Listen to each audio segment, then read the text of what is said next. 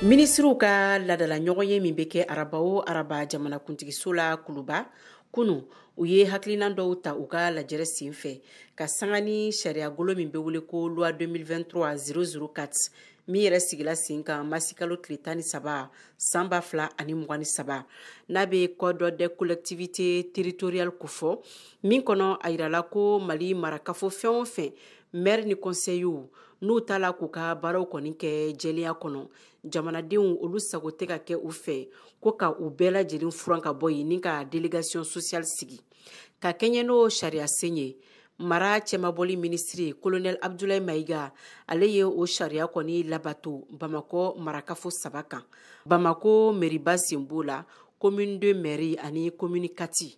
colonel Abdoulaye Maïga ale ka sɛgɛsɛgɛliw kɔfɛ a yirala k'a fɔ ko mara yɛrɛ kɛcogo ma ɲa ni mairie kofɔlen 3 in kɔnɔ musaka minnu kan ka don sigida yiriwari da fɛ ko dibidibi caman yela o koɲaw la sigidalamaw k'olu sago tɛ ka sɔrɔ mairie kɔnɔnaw la o kama min ye a mairie kofɔlenw ye conseillers fara maires kan olu bɛɛ lajɛlen gɛnnen don ni waati in na ka b'u ka baaraw la ka sababu kɛ k'u tɛ ka baara sɛbɛlama kɛ bilen u ka cakɛdaw la min ye délégation sociale ye olu bɛna sigi don nataw la ni maire ni conseiller kofɔlen ninnu nɔ na walasa baara kɛko ɲuman olu ka se ka kɛ i n'a fɔ laɲini kɛlen don cogo min na Mariam Kuyate ka bɔ Bamako VOA Bambara tɔgɔ la